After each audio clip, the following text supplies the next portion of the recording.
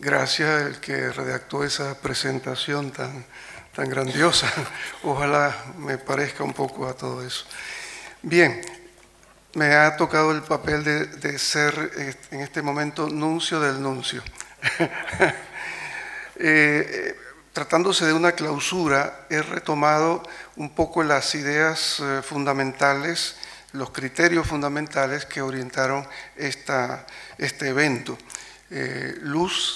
Así me dijeron, luz en la oscuridad, cómo preservar la fe en tiempos de adversidad. ¿He acertado? Sí, eso. Bien, vamos a ver si puedo despachar esto rápido porque tenemos la misa después. Las circunstancias actuales a nivel planetario se nos presentan, al igual que a las primeras generaciones cristianas, con grandes dificultades y desafíos para la vivencia de nuestra fe. Son diversos los factores históricos, políticos, socioculturales, tanto del pasado como del presente, que concurren en la situación actual. Nosotros, los aquí presentes, ubicados geográfica y culturalmente en el occidente europeo, con una historia de innegables raíces cristianas que en su momento ha sido fuente de irradiación misionera de fe a otros continentes, estamos nosotros experimentando una fuerte secularización y en ciertos ambientes políticos y culturales esta tendencia deviene en una fuerte aversión a todo lo cristiano, pasado y presente. En realidad, esta realidad de incomprensión, rechazo y hasta abierta o solapada persecución física, legal y cultural no es ajena al devenir de nuestra fe cristiana, ya desde sus inicios.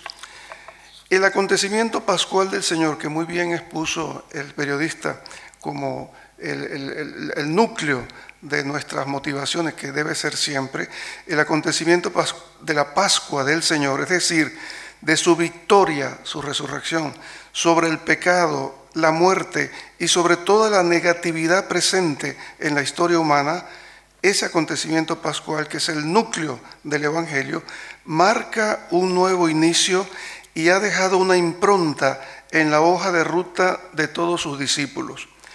De tal manera que la adhesión o el seguimiento de Cristo pasa por la negación de sí mismo, o sea, del propio egoísmo, por tomar la cruz de cada día y por seguirlo en su manera de pensar, de sentir y de actuar frente a este mundo, eso sí, viviendo siempre en profunda comunión con el Padre Celestial. Ahora bien, en la búsqueda de una manera de vivir nuestra fe aquí y ahora, en medio de las adversidades actuales, se nos presentan diversas opciones, ya probadas por no pocos cristianos de ayer y de hoy.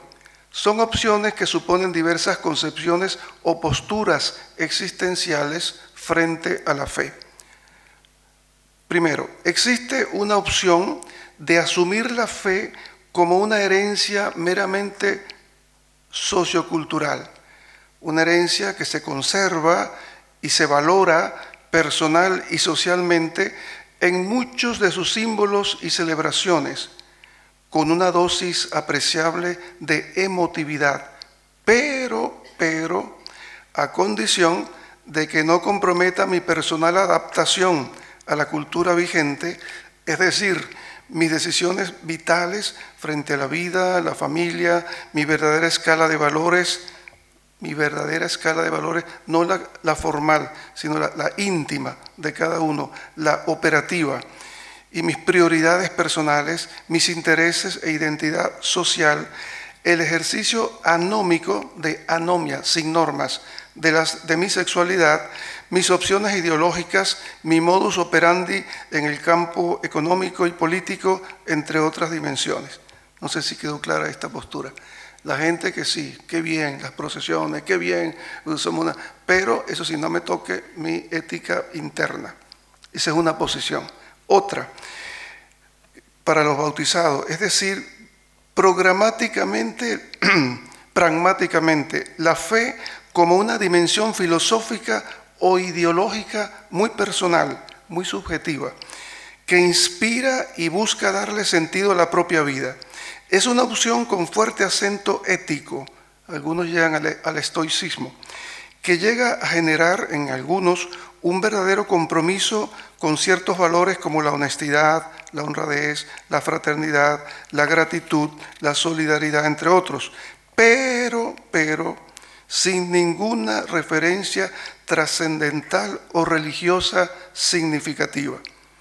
Esta postura es frecuente en personas de cierto nivel intelectual, en algunos escritores, docentes, científicos, artistas, comunicadores sociales, etcétera, que yo he conocido. O sea, es una fe como ética, pero sin ninguna referencia a Cristo ni a nada religioso. Otra posición.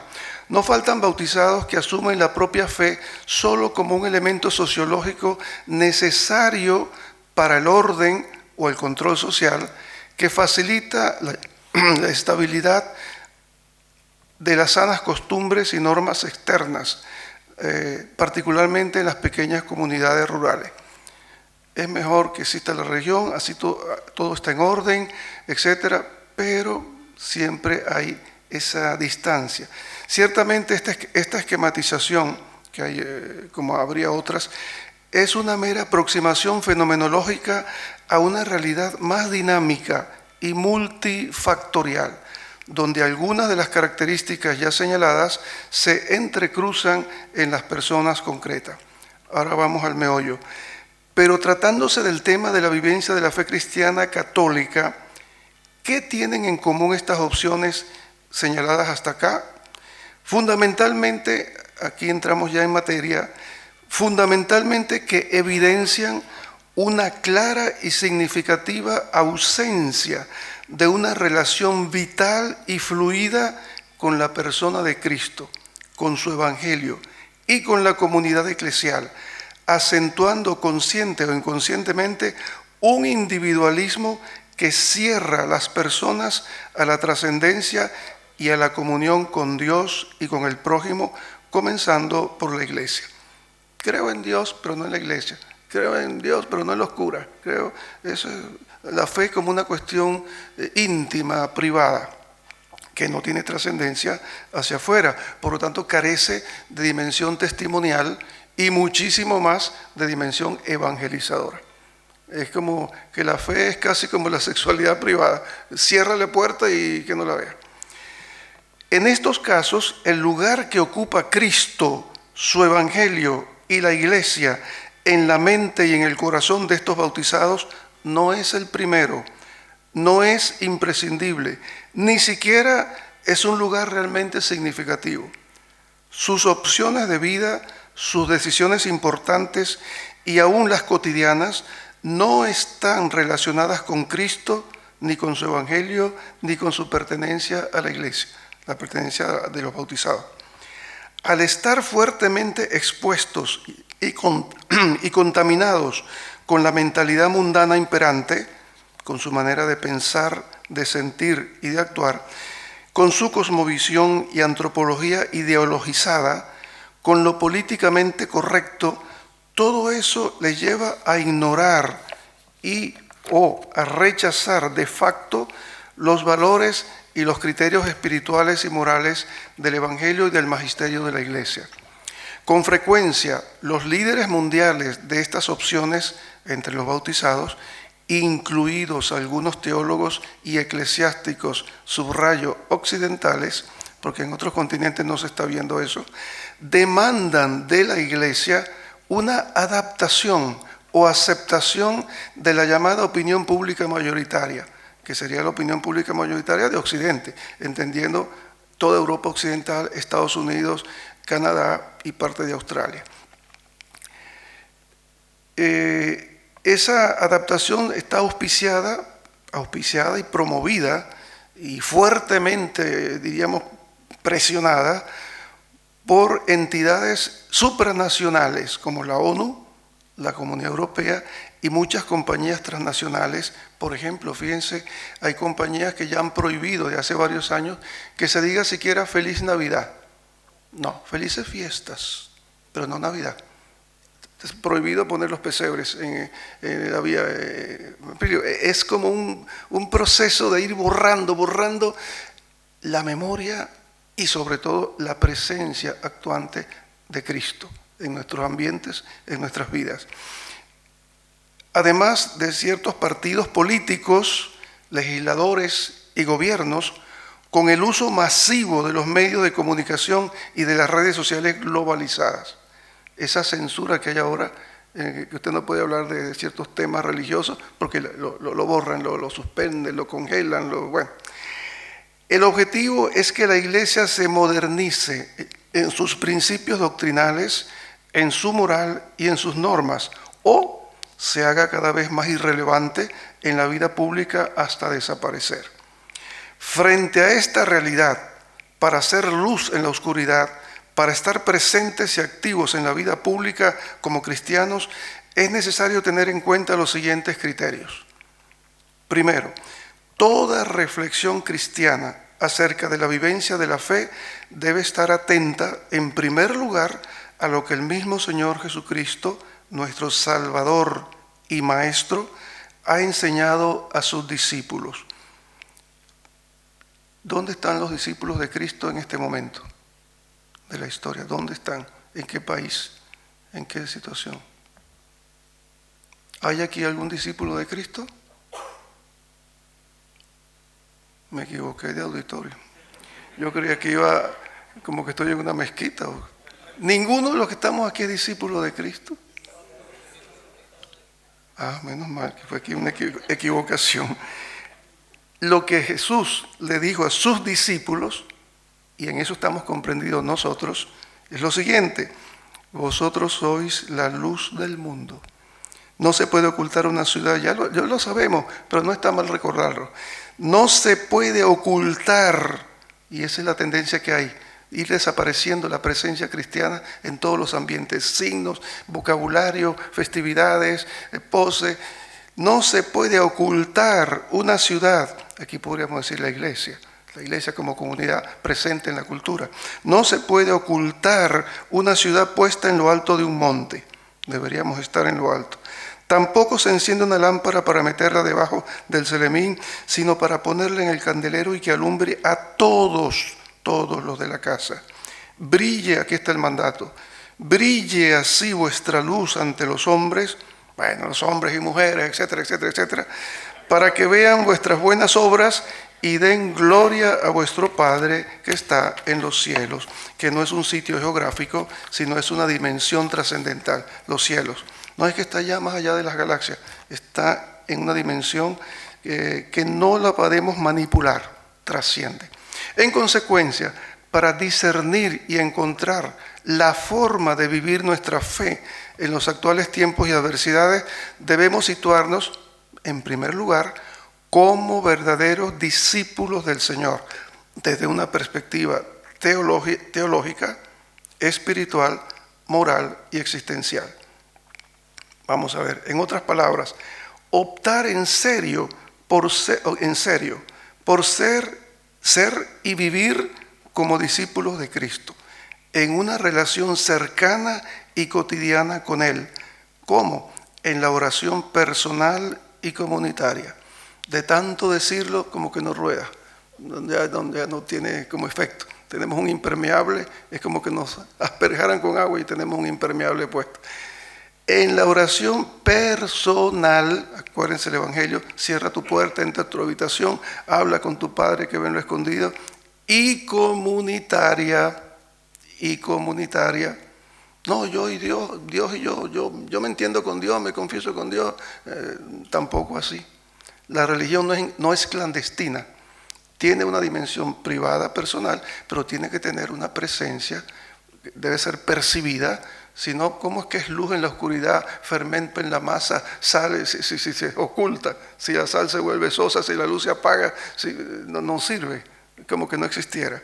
Entonces, en la oración personal y comunitaria, eclesial, en la escucha, cuando nos reunimos 2 o 3 en su nombre, de la lectura personal y comunitaria de su palabra, en la comunión eucarística con Cristo, y en la comunión fraterna en la fe, esperanza y fraternidad con los demás cristianos, miembros de su cuerpo místico, la Iglesia, evitando una piedad individualista, autista, cerrada en sí misma, y dando razón de nuestra fe y esperanza a todos con naturalidad y, no sé si esta palabra le suena, parresía.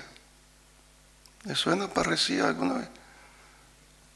Con coraje, con valentía, sin complejo, sin respeto humano, sin complejo de culpa por pidiendo permiso para existir. No, con parresía. Lo cual no quiere decir como locos, como fanáticos, como talibanes, como fundamentalistas. No, pero con contundencia, claro, de hablar claro. Dar razón de nuestra fe y donde quiera que estemos. Así como el hermano periodista, que lo felicito por la claridad como habló de Cristo sin complejo. Definitivamente hay que superar en nuestras vidas el notable déficit de presencia, de conocimiento y de relación prioritaria con Cristo. Los católicos tenemos un déficit de presencia, conocimiento y relación prioritaria con Cristo. ¿You understand? ¿Vous avez compris? ¿Habéis capito? ¿Se ha entendido? ¿En qué nos diferencian generalmente los hermanos separados, por decirlo con caridad, los protestantes a los católicos? Fíjense que ahora ellos se llaman, nosotros somos cristianos, ellos son católicos, nosotros cristianos. Hasta el nombre nos han quitado. Ya no somos cristianos, somos católicos, o papistas, o católicos. Hay un déficit de presencia, de conocimiento y de relación prioritaria, no una más, prioritaria con Cristo. Hay un déficit de cristocentrismo y de cristología en nuestra vida de fe personal y comunitaria que hay que superar con urgencia. Fíjense que en el horizonte afectivo de nuestras devociones, los que la tienen, Cristo no es el primer objeto de nuestra devoción. Vamos a ser sinceros. Tengo 46 años de ejercicio ministerial y de vida cristiana unos más, tengo 76 de edad. Y yo no he visto ni allá ni aquí, bueno, allá un poco más ahora que aquí, un poquito, pero aquí he visto gente muy buena, pero estoy hablando en general, sociológicamente, culturalmente. Cristo no es la gran devoción de los católicos. Menos mal que es la Virgen, la mayoría. Gracias a Dios que siquiera, por lo menos la Virgen nos lleva a Cristo, menos mal. Pero no creo que ella esté muy agradada en que la pongamos a ella en el lugar de Cristo. Cuidado que muchas veces, esto lo dice un teólogo, hemos caído con la mejor voluntad quizá y por ignorancia en una mariolatría. Y Cristo, usted lo ve en los altares, lo ve en las iglesias, muy bien, la Virgen, la amo, soy mariano sin ninguna duda. Pero Cristo es que el único redentor. ¿Cuál es la frase de oro de la Virgen en el Evangelio? Haced todo lo que os diga. En la boda de Caná. No es que yo soy el centro, yo soy la emperatriz, yo soy la reina, y bueno, Cristo está por ahí en un rincón, basta ver dónde ponemos los crucifijos, hasta en las iglesias, en algún rinconcito por ahí de lado. No en todas las iglesias Cristo preside el altar mayor, y eso que las normas litúrgicas lo prevén. Bien, en este sentido nos hace bien leer, releer y meditar, repito, leer, releer y meditar seriamente todo el capítulo 15 del Evangelio de San Juan. Sin mí nada podéis hacer. Nada es nada, no es un poco, más o menos, nada. Por Cristo, con Él y en Él. Y la Santísima Virgen es la primera, y aquí la esclava del Señor, hágase en mí según tu palabra, haced todo lo que Él os diga. La Virgen nos lleva a Cristo, pero nos quedamos en ella y no vamos a Cristo a veces. Por otra parte, es necesario saber que a diferencia de los discípulos de los filósofos paganos, griegos y de otras partes, que perseguían lograr el conocimiento de una doctrina o la interpretación de la realidad, y a diferencia de los discípulos de los profetas del Antiguo Testamento, que eran conducidos fundamentalmente al conocimiento de la ley mosaica de la Torá y todas sus derivaciones, la Misná, la Hagadá, etc., los discípulos de Jesús, nosotros, no priorizamos una doctrina que también tiene su lugar e importancia, atención, cuidado, si no caemos en un subjetivismo, en una improvisación, en un relativismo de facto. Sí, la doctrina tiene, pero no es lo principal, no es la ley lo que salva, no es la doctrina lo que salva. Yo estoy seguro que Satanás sabe mejor el catecismo que nosotros. Satanás debe saber muchísimo mejor el catecismo de la Iglesia Católica que nosotros, que algunos ni lo han abierto. Bien,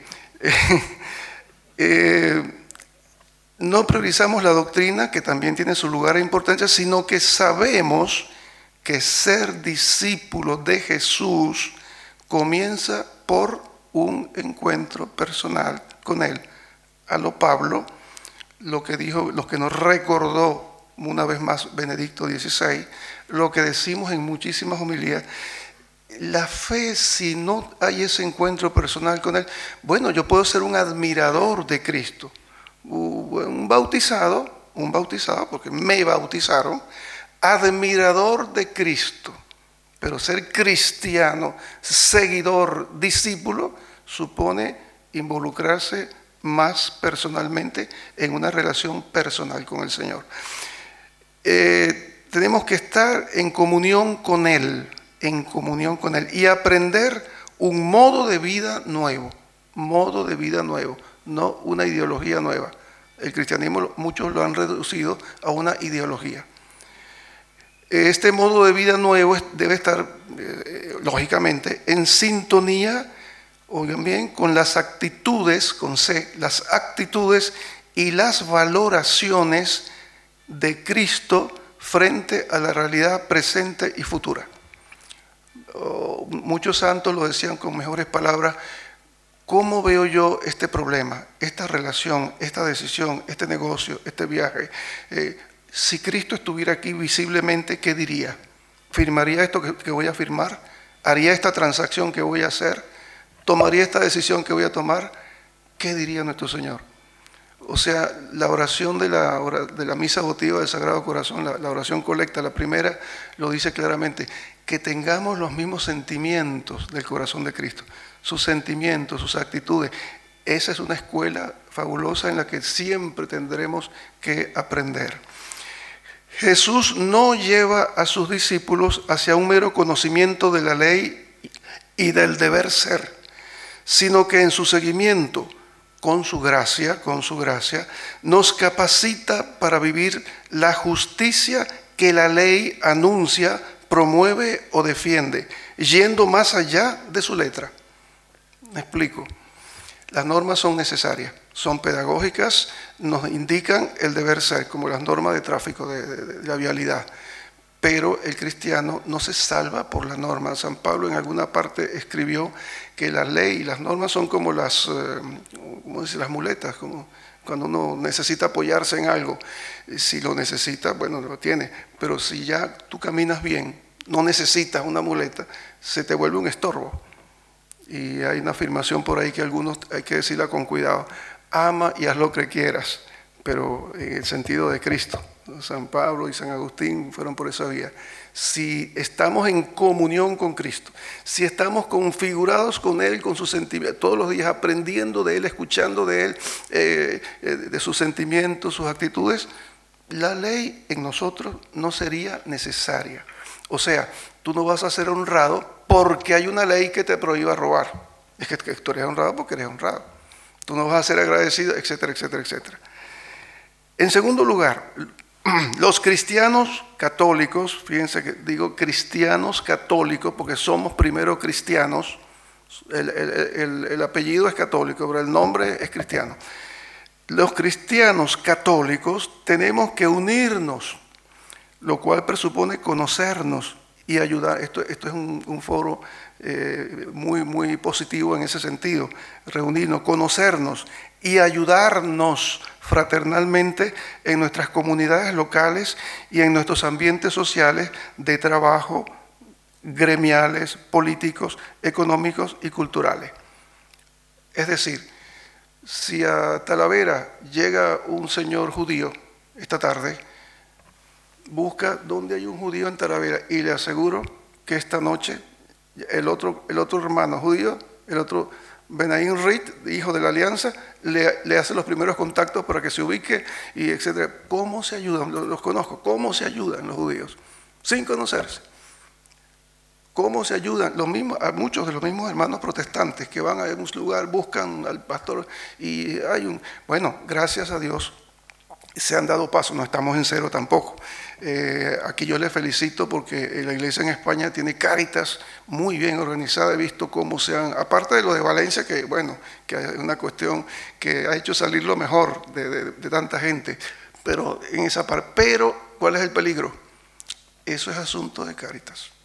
Yo no me involucro, yo no me estoy implicado. Aquí está la bolsita, aquí está el donativo y ya. O sea, yo no siento, no me explico. Tenemos que involucrarnos de alguna manera. No necesariamente todos tienen que ir al barro, pero sí en nuestro radio de acción cotidiano hay muchas acciones que como iglesia podemos hacer. También conocer y sumar esfuerzos de formación, apostolado y fraternidad con los otros movimientos de apostolado laical y con todas las formas de vida consagrada de la iglesia. Qué bueno que vinieron las hermanas. Este es un signo de eso. Conocerse, valorarlos, animarlas y a otros. Ahí tenemos un déficit también en la iglesia. A mí me tocó ser presidente de la Comisión Episcopal de Laicos en Venezuela, un país que tenía en aquel momento 33 millones de habitantes. Tenemos allá 9 arquidiócesis y 36 diócesis, y bueno, etcétera, etcétera. O sea que no es una isla. Y yo veía con todo y cómo les costaba a los movimientos relacionarse entre sí. Cuando había asambleas de varios movimientos, cada quien defendía su territorio. Y cuidado que no me confunda, esto es mío, esto es nosotros. O sea, ese espíritu de tribu lo vi en los Estados Unidos también. No es que del tercer mundo, en Estados Unidos también lo vi. Y aquí he estado en Francia también, en Italia viví algunos años, y sí, los movimientos son celosísimos, y algunas congregaciones también, que más que predicar a Cristo, predican el fundador. No hablan sino del fundador y cuando hablan, porque ahora ni eso. Pero al fin era todo el fundador, pero bueno, ¿y Cristo qué pasó? Y no va a la capilla y es el fundador, la fundadora, pero está bien, los santos son para nosotros ejemplo por su modelaje e intercesores, pero no son los redentores. Yo no puedo volverme ignaciano, bosquista, lasallista. Ninguno de ellos me agradecería eso, ni San Ignacio, ni San Juan Bosco, ni San Juan de Ávila. Ellos son fundadores servidores de Cristo, ¿no? Y ese es un problema que tenemos que superar, un problema cultural, bueno, muy humano de paso, porque cada quien pues quiere, pero el ignorarse los unos a los otros nos resta fuerza. ¿Qué riqueza y qué potencia habría si todos los comunicadores católicos de España tuvieran algún congreso anual de 3 días juntos y discutieran y se conocieran y se ayudaran? ¿Qué diferencia si todos los abogados católicos, aunque sea por regiones, se unieran? Pero cada quien, nosotros decimos allá, cada quien en su conuco, en su parcelita. Pero qué bien si nos uniéramos. Lo cual no quiere decir uniformidad, pero sí comunión, sí participación, sí solidaridad. Cuando se toca a un comunicador católico, a un médico católico que lo sancionan porque no quiere hacer aborto, cuando a un juez lo quieren destituir porque no se presta a hacer injusticia, ¿dónde están los demás católicos? Se supone que son la mayoría, pero no se nota que hagan fuerza. 2 o 3 dueños del país hacen. Voy a concluir. Igualmente, concluyo, conocer a los otros cristianos separados para encontrar escenarios comunes de defensa de los valores humanos y cristianos innegociables, como la vida humana, la dignidad de las personas, la familia, la dignidad de la mujer, los niños, el valor de la maternidad y la paternidad responsables, entre otros, para combatir la inmoralidad pública, la corrupción pública, las leyes inicuas y en general para ir descubriendo lo que tenemos en común y cómo ir superando con la ayuda del Señor y el acompañamiento de la Iglesia las divisiones, desencuentros históricos y del pasado, para ir abriendo caminos de unidad que no es uniformidad, y así realizar el deseo del Señor de que todos seamos uno para que el mundo pueda creer. Somos iglesia, es decir, comunidad de hermanos que por Cristo, con Él y en Él, peregrinamos en el tiempo, llevando y testimoniando su reino a todos y en camino hacia el encuentro definitivo con el Padre Celestial en la comunión de los santos. De todo lo anterior se evidencia también que de la necesidad de estar informados del acontecer local, nacional y regional y mundial, para que juntos y cada vez más organizados hagamos sentir nuestra voz y la defensa de nuestros valores en los foros, especialmente donde se toman las decisiones que nos afectan.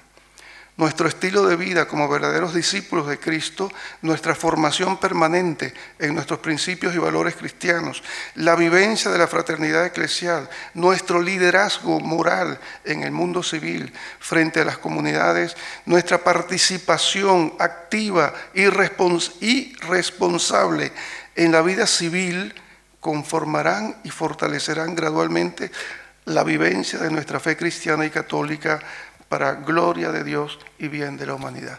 Disculpen lo tropezado, pero bueno. Gracias.